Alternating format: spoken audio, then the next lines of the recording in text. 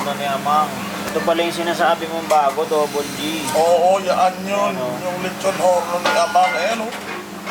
Grabe naman yan, Amang. May solid Amang Tapares yan. Ayan, oh. Siya mismo ang gumagawa. Baby ko lang po kasi nga.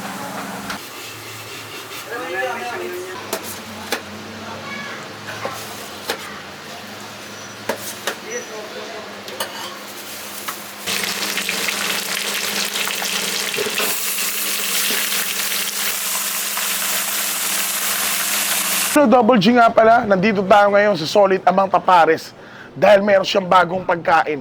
Alamin natin. Tara!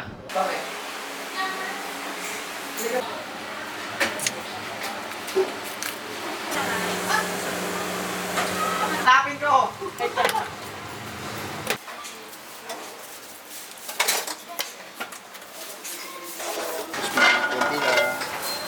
Kami peso po kayo dyan, sir. Ang tinda niya, sir. Subi din ako sa Tabora. Abaw yan, Mang, para sa pares. Sabaw siyang sabaw ng pares.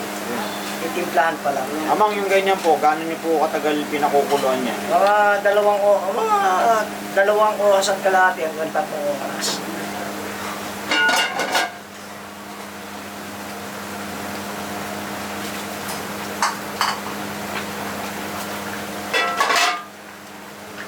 Ito yung ribs caldereta natin.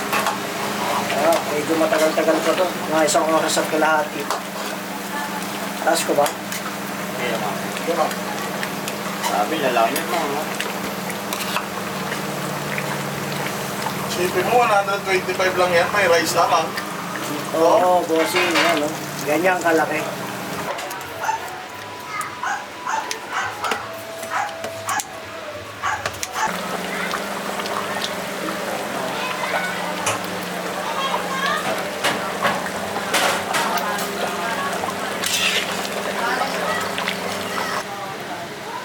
Guys, ito yung lechon Paris na Amang.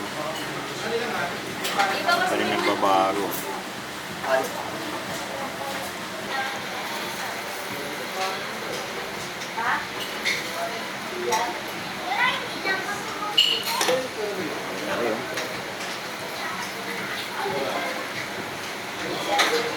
Yan, ang bago ni Amang lechon horno, kare-kare.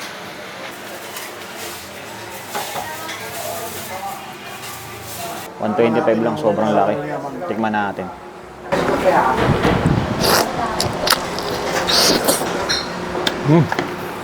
Lambot ah. Lambot.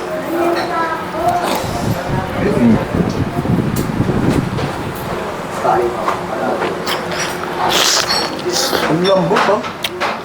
Grabe.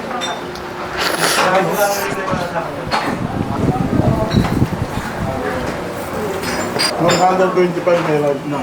Lechon Paris tayo.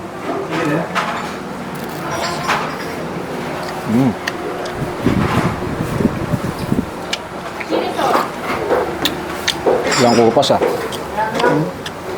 Lechon Paris. Coba.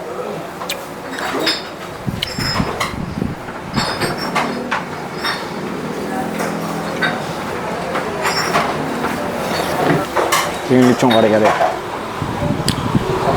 Lechon horno kare-kare. Ayan o. Tikman natin. Ito.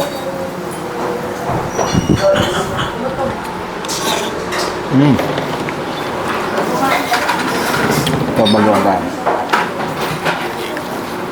Ito naman yung traffic na ito yung pangalan.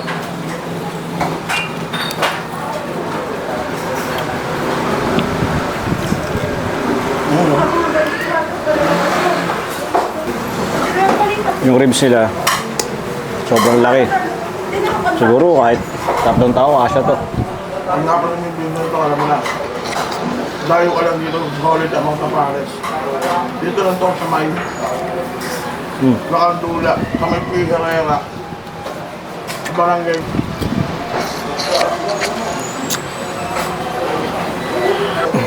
Sa mga hindi pa nakaka-try, dito kay Amang, punta na kayo.